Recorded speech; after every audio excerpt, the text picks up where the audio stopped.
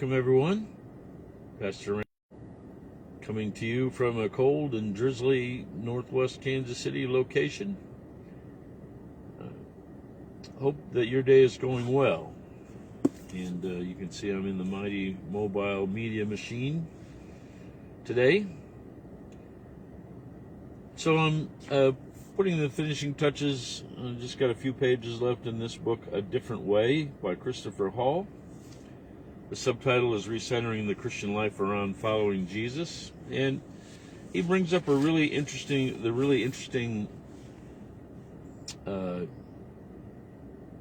warning about, he calls it spiritual counterfeiting, spiritual counterfeit, counterfeit spirituality. Maybe that's the best way to put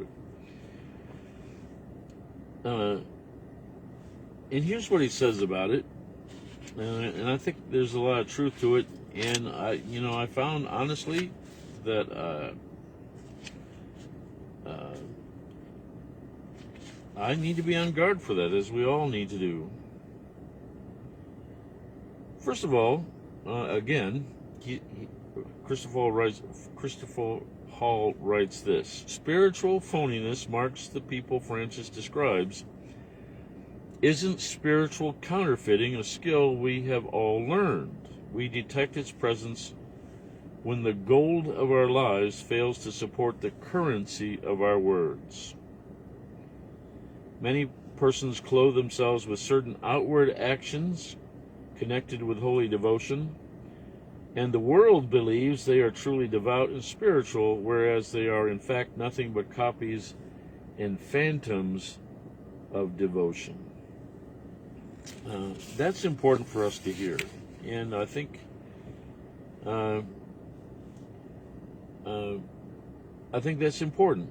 He lists some markers of spiritual counterfeiting or of sick spiritual formation. And let me list those for you because I think they're important. Sick spiritual formation lacks joy. Sick spiritual formation is fueled by effort rather than the grace of God. Sick spiritual formation is self-centered rather than God-centered. Sick spiritual formation relies on technique rather than relationship. Sick spiritual formation constantly takes its own temperature. How am I doing? How am I measuring up? Sick spiritual formation concentrates on tasks rather than gifts, doing rather than receiving. Sick spiritual formation pictures the spiritual life as duty to God rather than delight in God. Sick spiritual formation is exhausting. It tires us out. Sick spiritual formation is apt to judge others for their sins and shortcomings. And ultimately, again, what this leads to, and when we talk about spiritual formation, that we're talking about our worship practices, our prayer practices, the ways that we serve one another, and the ways that we serve the church, serve the Lord. Our giving is a spiritual practice. And these are things that can lead us to greater joy and greater love of God, and greater love for our neighbor. Or these are practices that can, if they're not well, that will lead us to misery, self-doubt, lack of confidence in our faith, or legalism and judgmentalism, and ultimately spiritual being having a counterfeit spirituality. That's what the prophets were confronting in the Old Testament. They were going through the motions of devotion to God, but they had idols to the Lord said, My people honor me with their lips, but their hearts are far from me. That's counterfeit spirituality. Jesus was confronting counterfeit spirituality in the religious leaders of his day. Again, looked pious on the outside, and yet their hearts were filled with bigotry and hatred and judgmentalism. And there was no love there. There was no joy even in their lives, but they certainly were not helping other people experience joy either. So I think it's an important thing for us to think about. Our spiritual practices, are they leading to joy, deeper love for God and love for others, or is it leading us away from that place? And that's, we need to really look at that in our prayer life, in our worship life, in our giving, in our serving, in our fellowship. So that's important. It really grabbed my attention, this idea of counterfeit spirituality. There's truth there. We are praying for some folks. I'm asking you to remember my friend Randy Mueller,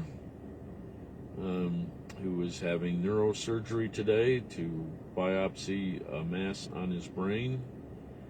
Randy's had a challenging medical life here in the last 4 or 5 years. He had a heart transplant a couple of years ago, and now, unfortunately, dealing with some kind of mass on the brain that they're trying to learn more about.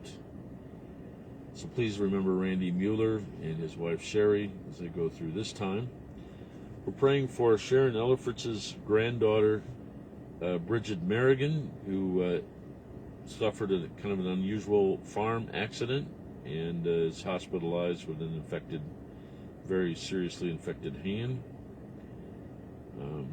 We're praying for Hazel Mead, hopefully getting out of the hospital today after some respiratory issues.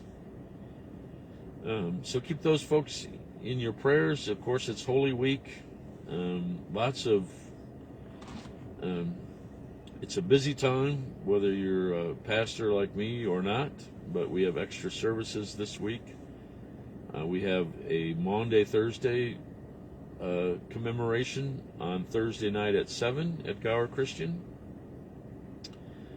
We will have an Easter sunrise service at 7 in the morning on Easter Sunday. And come to that, and there will be a breakfast served after the sunrise service. And then we will have our regular 10:30 a.m. worship service also on Easter morning. We will be live streaming that, of course, at 10:30 to YouTube and Facebook. I've sorted out the YouTube issues, so we shouldn't have any problem Easter Sunday morning. No youth that evening. Easter is a day to spend with your family, and I hope that you'll do that. Well, let me wrap it up. Thanks for tuning in, as always. Until we meet again online or in person, I bid you peace.